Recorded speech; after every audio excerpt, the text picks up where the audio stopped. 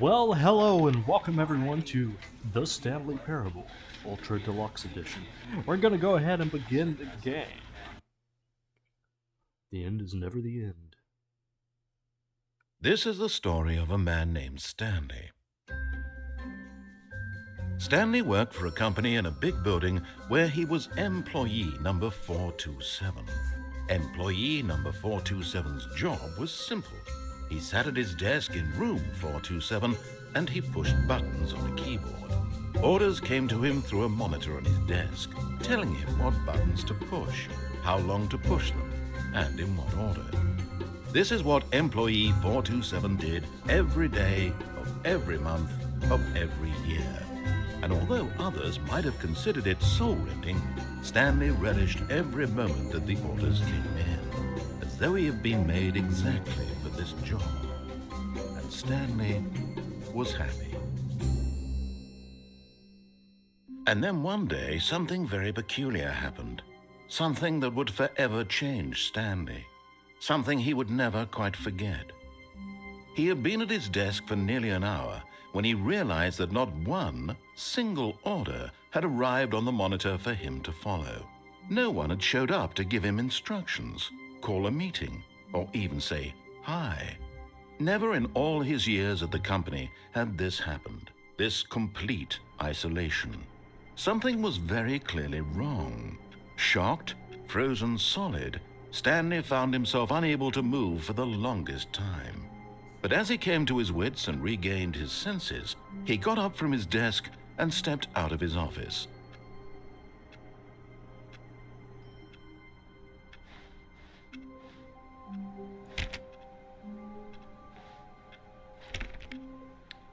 So, everybody, this is the beginning of the Stanley Parable, Employee 427. Let's take a gander around the office.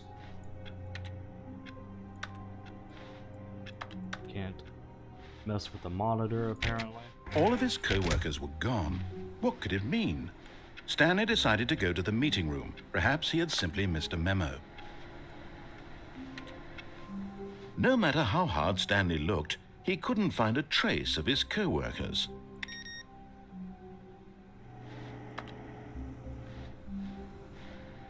Stanley went around touching every little thing in the office, but it didn't make a single difference, nor did it advance the story in any way. That slapping noise. I wonder if I'll say anything if I just stand here and look at this picture. I have no idea. What happens if I just stand here? Will the narrator get like aggravated? Nah, oh well. Oh, it's very bright outside. Jiggle, jiggle, jiggle.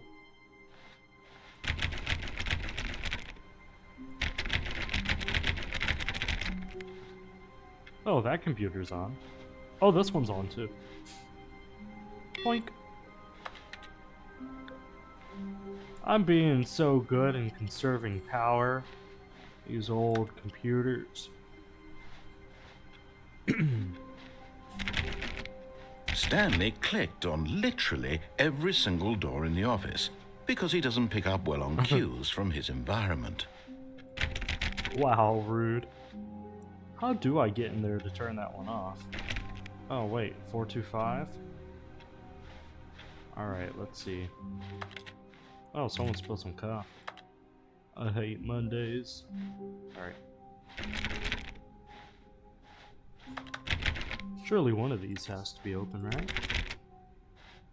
When Stanley came to a set of two open doors, he entered the door on his left. This was not the correct way to the meeting room, and Stanley knew it perfectly well. Perhaps he wanted to stop by the employee lounge first, just to admire it. Huh. Just straight up disregarded that dude's instructions.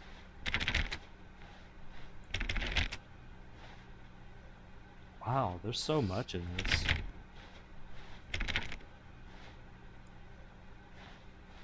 Ah, yes, truly a room worth admiring.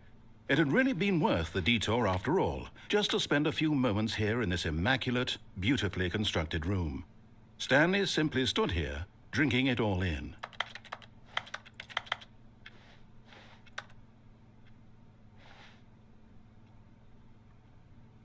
Yes, really, really worth it being here in the room.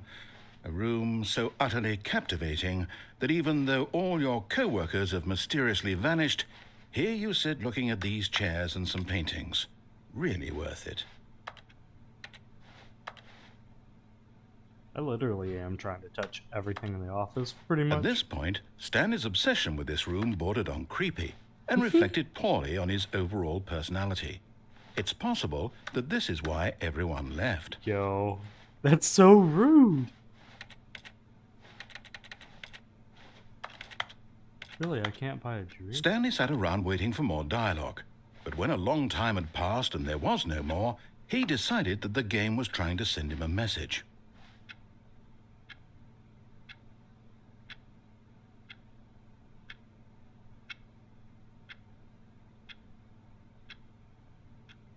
Riveting.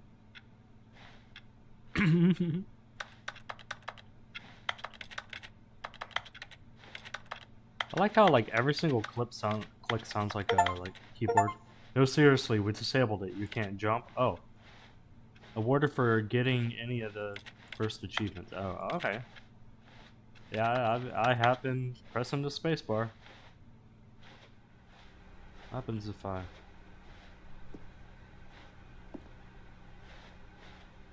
But at last, he'd had enough of the amazing room and took the first open door on his left to get back to business.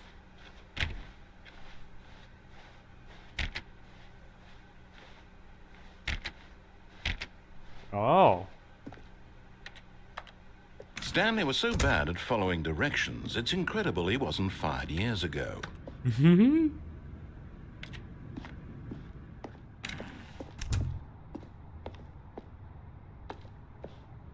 I know how to operate one of these forklifts. Cool, big brain.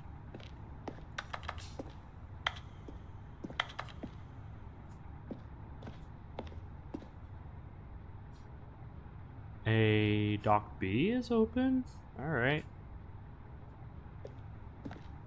Warning, do not jump from the cargo lift while it is in motion. Will cause death. Penalty for misuse of cargo lift, $1,000. Penalty for jumping off the cargo lift, $5,000. And apparently, also your life.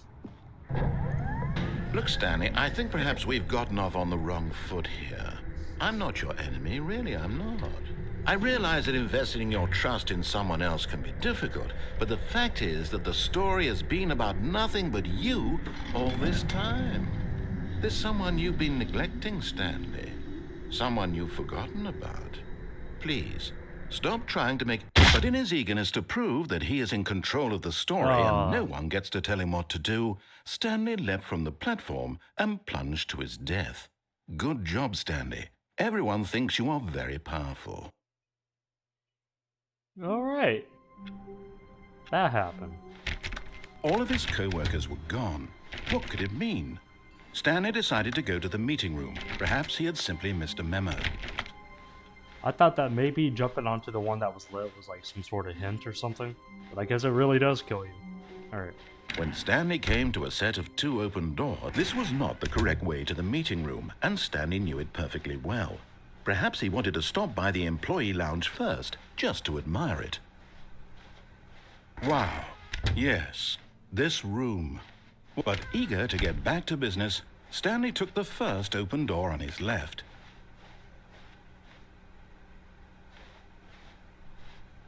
We'll go this way again. Stanley was so bad at following directions, it's incredible he wasn't fired years ago.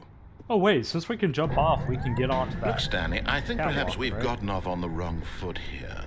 I'm not your enemy, really, I'm not. I realize that investing your trust in someone else can be difficult, but the fact is that the story has been about nothing but you all this time. There's someone you've been neglecting, Stanley. Someone you've forgotten about. Please, stop trying to make every decision by yourself. What? Really? I was in the middle of something. Do you have zero consideration for others? Are you that convinced that I want something bad to happen to you? Why, I don't know how to convince you of this, but I really do want to help you, to show you something beautiful. Look, let me prove it. Let me prove that I'm on your side. Give me a chance. Danger, danger everywhere.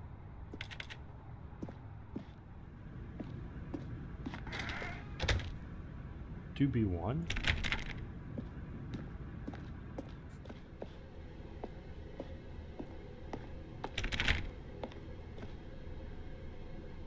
Warning, do not stand on this side of the fence. Alright.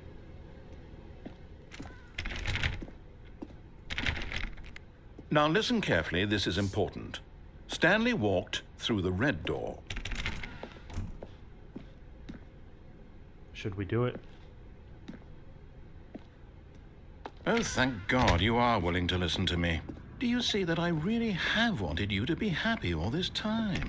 The problem is all these choices. The two of us always trying to get somewhere that isn't here. Running and running and running, just the way you're doing right now. Don't you see that it's killing us, Stanley? I wanted to stop. We would both be so much happier if we just stopped. And I think I have a solution. Here, let me show you.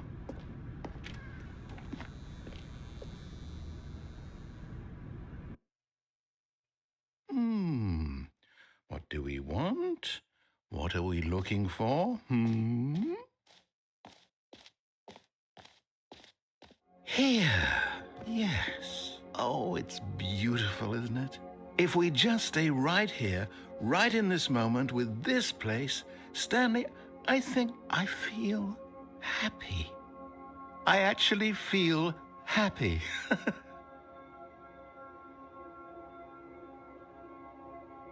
It's pretty. Kind of disorienting to look at because the fuzziness of it, but oh my gosh. Yes, this is the content I came here for. Give it to me, narrator. Give it to me real good. Can I fall off of this? No, I can't.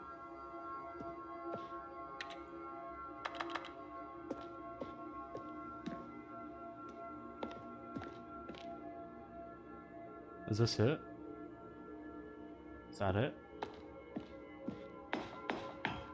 No, wait. Where are you going?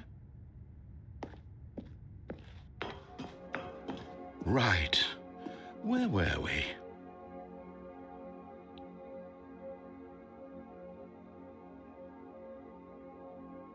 How it's all green.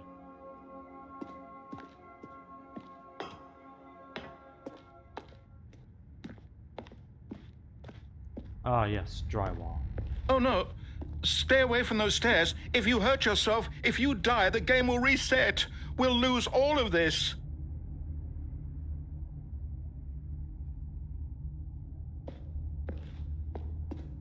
What? Please, no, Stanley, let me stay here. Don't take this from me. Please, Oh. Stanley, think about what you're doing.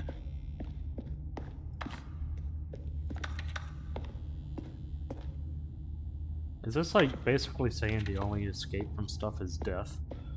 Is that kind of the theme here? No! Oh. Oh, thank God you lived. You had me worried there. No, what are you doing, Stanley? Please, I'm asking you not to take this away from me. I can't go back to what I was before. If you die, we'll both go back. Why are you doing this? Trust fall. Stanley, let's go back to the other room. Can you do that for me? Yes, perhaps you can. Perhaps you finally see what I'm talking about.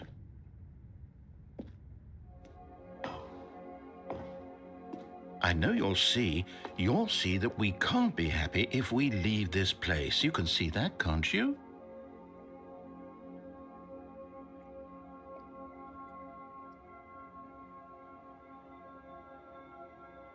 I think Stanley's limping, and honestly, I don't blame him. I can't believe he's still walking at this point.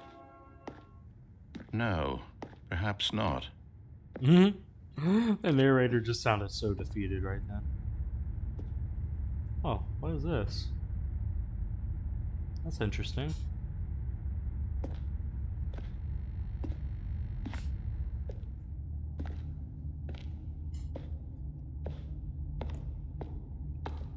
My God, is this really how much you dislike my game? That you'll throw yourself from this platform over and over to be rid of it? You are literally willing to kill yourself to keep me from being happy. Am I reading the situation correctly?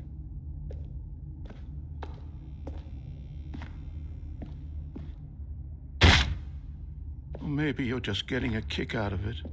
I don't know anymore. I just wanted us to get along. But I guess that was too much to ask. It looks like you wanted to make a choice after all. Well, this one is yours.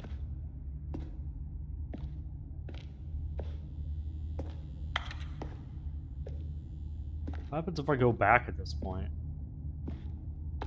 I don't know. Is it over? It's going to restart, isn't it? I'm going back. Sheesh. Ooh, that was some heavy stuff there. Oh my gosh. All right.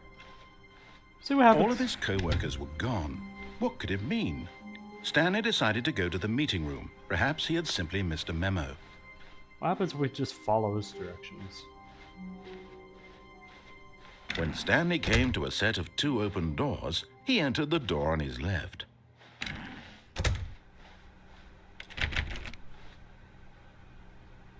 Some more computers on.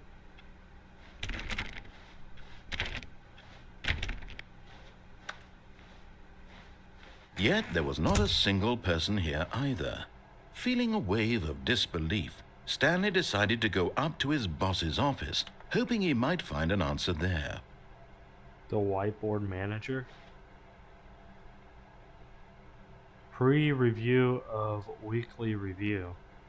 Office party. IT department meeting schedule. Tomorrow, complete today's unfinished agenda items. Write next day's agenda.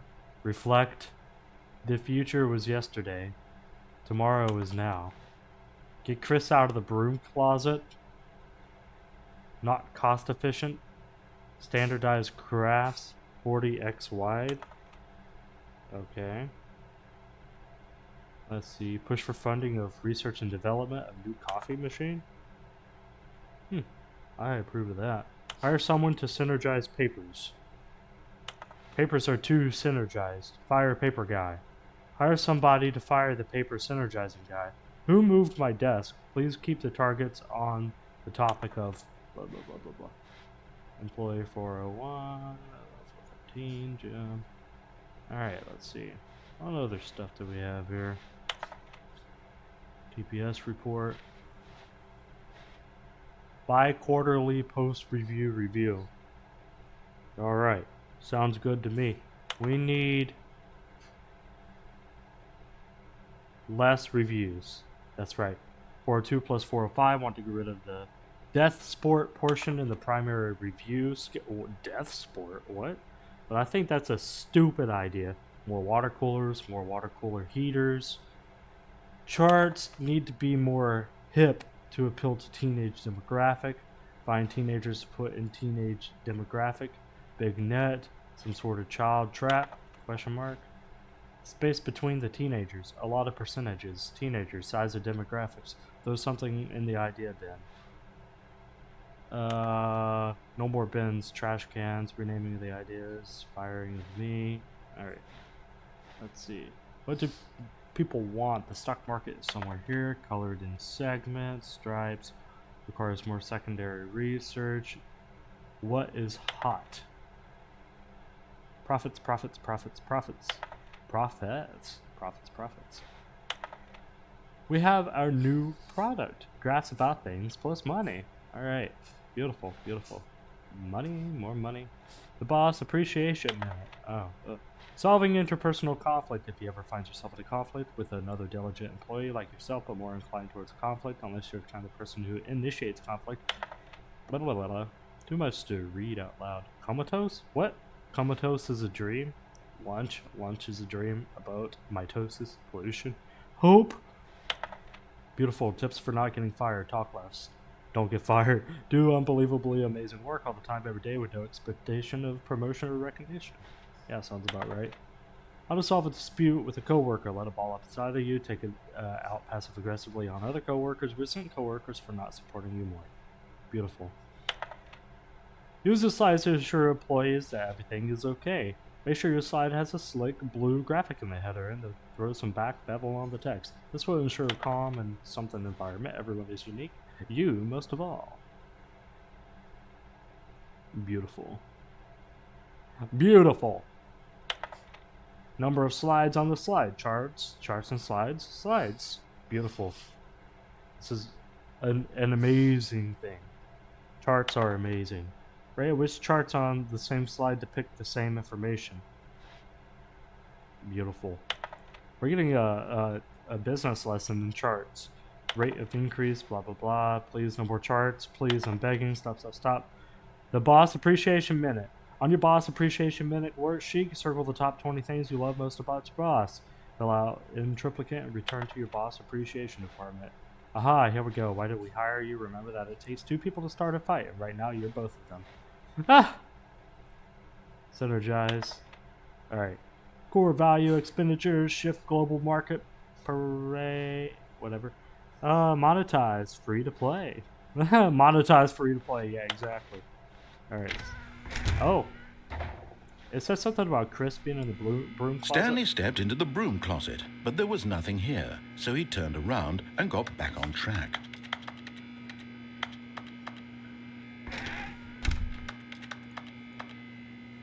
There was nothing here. No choice to make, no path to follow, just an empty broom closet. No reason to still be here.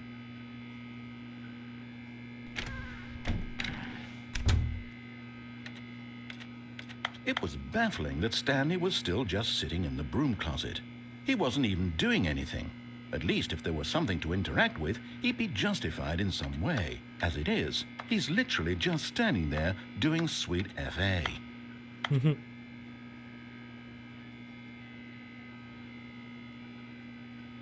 So Are you really still in the broom closet? Standing around doing nothing? Why? Please offer me some explanation here. I'm genuinely confused.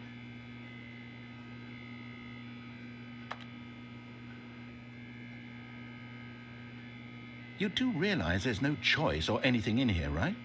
If I'd said Stanley walked past the broom closet, at least you would have had a reason for exploring it to find out. But it didn't even occur to me because literally this closet is of absolutely no significance to the story whatsoever. I never would have thought to mention it.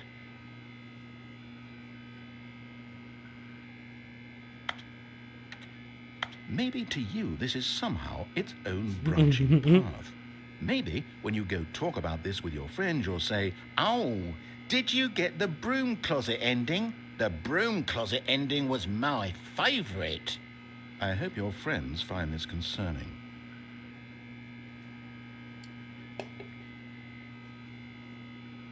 Stanley was fat and ugly and really, really stupid. He probably only got the job because of a family connection. That's how stupid he is. Bruh. That or with drug money. Also, Stanley is addicted to drugs and hookers. So? Well, I've come to a very definite conclusion about what's going on right now. You're dead. You got to this broom closet, explored it a bit, and were just about to leave because there's nothing here when a physical malady of some sort shut down your central nervous system and you collapsed on the keyboard. Well, in a situation like this, the responsible thing is to alert someone nearby so as to ensure that your body is taken care of before it begins to decompose. Hello? Anyone who happens to be nearby? The person at this computer is dead. They have fallen prey to any number of your countless human physiological vulnerabilities. It's indicative of the long-term sustainability of your species. Please remove their corpse from the area and instruct another human to take their place, making sure they understand basic first-person video game mechanics and filling them in on the history of narrative tropes in video gaming, so that the irony and insightful commentary of this game is not lost on them. All right, when you've done that, just step out into the hallway.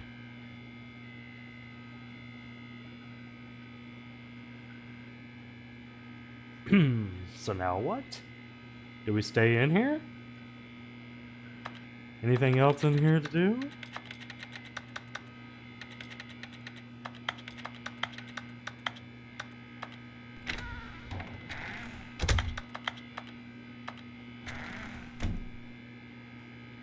I guess that's it. I guess we have to go out. Ah, second player. It's good to have you on board. I guarantee you can't do any worse than the person who came before you. You too? Unbelievable. I'm at the mercy of an entire species of invalids. Perhaps there's a monkey nearby you can hand the controls to. A fish? Fungus? Look, you can hammer out the details. I'm not particularly picky. I'll just be waiting for when you're ready to pick up the story again.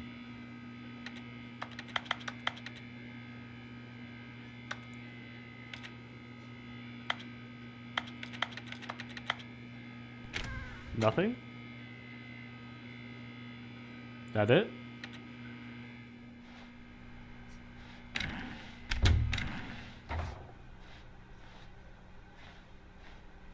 What happens if I go back in here? Love that broom closet. It's my favorite. Coming to a staircase, Stanley walked upstairs to his boss's office.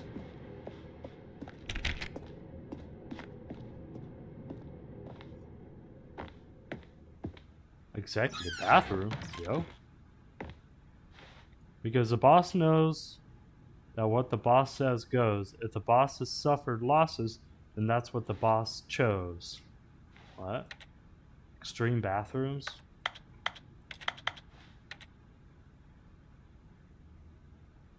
It's interesting. Oh, cool.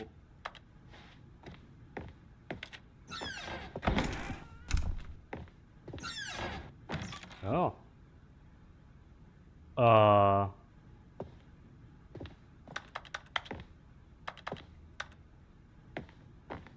Secretary's not here. Indoors monthly. Graphs. What the heck is going on here? Business strategy? Oh, jeez. That's awful. Yo! I can press both buttons. What? What happens if I go up? I can't like a Willy Wonka my way out of here, can I?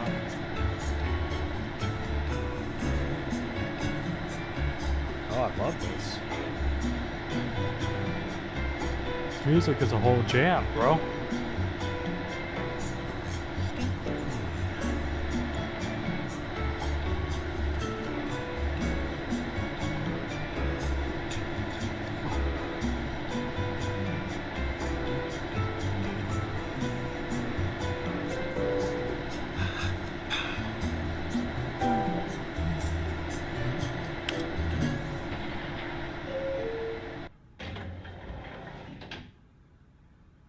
It just took me to the same office.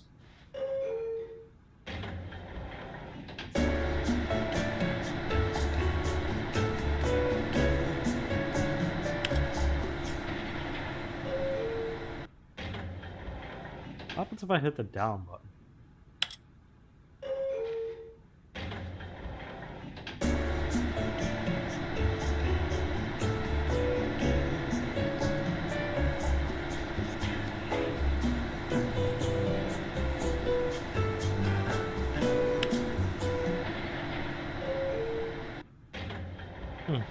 Huh. It's interesting. I can't read that.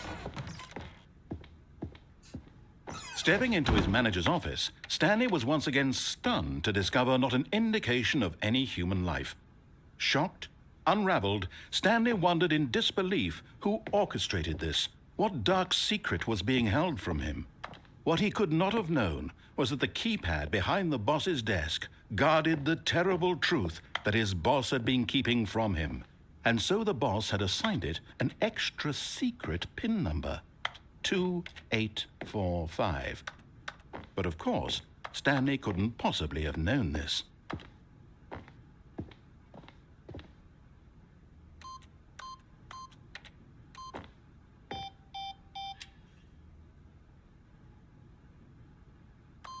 Stanley just sat around twiddling his thumbs. Trying to input anything on the device was useless, since he could never possibly know that the combination was 2845.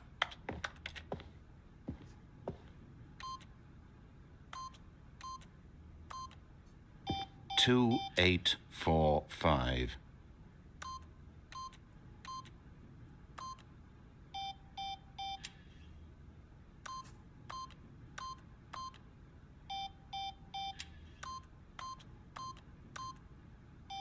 I wonder if the narrator would Forgot, just... but it turns out that the panel's emergency override Oh. kicked in, Oh. and the door just opened all by itself. And Oh, of Stanley course. got the hell along with the story.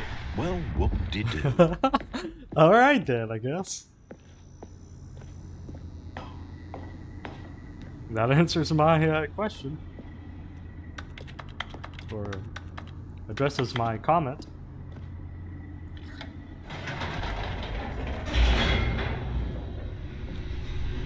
Hey, this elevator works. Oh? Descending deeper into the building, Stanley realized he felt a bit peculiar. It was a stirring of emotion in his chest, as though he felt more free to think for himself, to question the nature of his job. Why did he feel this now, when for years it had never occurred to him? This question would not go unanswered for long. Oh. Stanley walked straight ahead through the large door that read Mind Control Facility. Escape?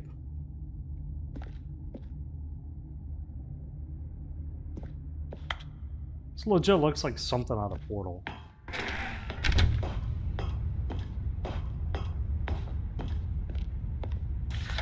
The lights rose on an enormous room packed with television screens.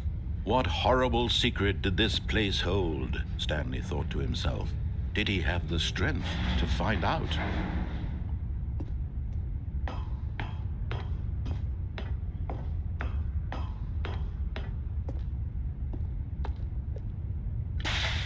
Now the monitors jumped to life, their true nature revealed. Each bore the number of an employee in the building, Stanley's co-workers. The lives of so many individuals reduced to images on a screen, and Stanley, one of them, eternally monitored in this place where freedom meant nothing.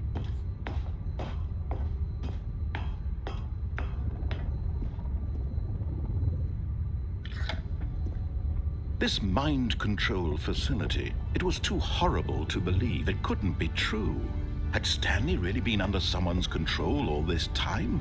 Was this the only reason he was happy with his boring job? That his emotions had been manipulated to accept it blindly? No, he refused to believe it. He couldn't accept it. His own life in someone else's control? Never! It was unthinkable, wasn't it? Was it even possible? Had he truly spent his entire life utterly blind to the world? But here was the proof. The heart of the operation. Controls labeled with emotions. Happy, or sad, or content. Walking, eating, working. All of it monitored and commanded from this very place. And as the cold reality of his past began to sink in, Stanley decided that this machinery would never again exert its terrible power over another human life. For he would dismantle the controls once and for all.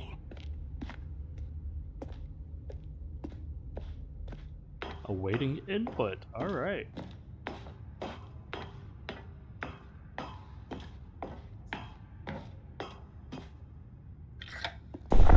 Oh, Stanley, you didn't just just activate the controls, did you?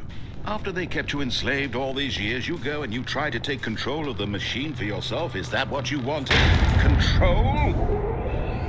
Oh, Stanley, I applaud your effort, I really do. But you need to understand, there's only so much that machine can do. You were supposed to let it go, turn the controls off, and leave. If you want to throw my story off track, you're going to have to do much better than that. I'm afraid you don't have nearly the power you think you do. For example, and I believe you'll find this pertinent, Stanley suddenly realized he had just initiated the network's emergency detonation system. In the event that this machine is activated without proper DNA identification, nuclear detonators are said to explode, eliminating the entire complex. How long until detonation then?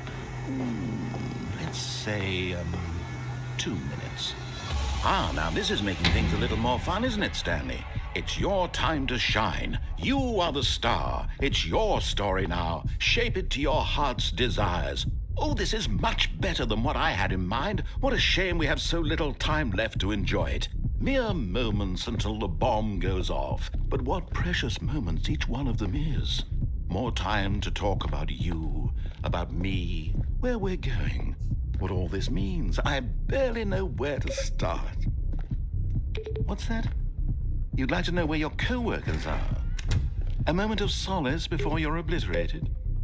All right, I'm in a good mood. You're gonna die anyway. I'll tell you exactly what happened to them. I erased them. I turned off the machine. I set you free. Of course, that was merely in this instance of the story. Sometimes when I tell it, I simply let you sit there in your office forever, pushing buttons endlessly and then dying alone. Other times, I let the office sink into the ground, swallowing everyone inside, or I let it burn to a crisp. I have to say this, though, this version of events has been rather amusing. Watching you try to make sense of everything and take back the control wrested away from you, it's quite rich. I almost hate to see it go. But I'm sure whatever I come up with on the next go-around will be even better. My goodness, only 34 seconds left. But I'm enjoying this so much. You know what? To hell with it. I'm going to put some extra time on the clock. Why not? These are precious additional seconds, Stanley. Time doesn't grow on trees. Oh dear me, what's the matter, Stanley? Is it that you have no idea where you're going or what you're supposed to be doing right now? Or did you just assume when you saw that timer that something in this room was capable of turning it off? I mean, look at you. Running from button to button, screen to screen, clicking on every little thing in this room. These numbered buttons, no, these colored ones. Or maybe this big red button, or this door. Everything, anything, something here will save me. Why would you think that, Stanley? That this video game can be beaten? Won? Solved? Do you have any idea what your purpose in this place is? Stanley, you're in for quite a disappointment. But here's a spoiler for you. That timer isn't a catalyst to keep the action moving along. It's just seconds ticking away to your death. You're only still playing instead of watching a cutscene because I want to watch you for every moment that you're powerless. To see you made humble. This is not a challenge. It's a tragedy. You wanted to control this world, that's fine. But I'm going to destroy it first, so you can't. Take a look at the clock, Stanley. That's 30 seconds you have left to struggle. 30 seconds until a big boom and then nothing. No ending here, just you being blown to pieces. Will you cling desperately to your frail life, or will you let it go peacefully? Another choice. Make it count. Or don't. It's all the same to me, all a part of the joke. And believe me, I will be laughing at every second of your inevitable life from the moment we fade in until the moment I say, happily ever after.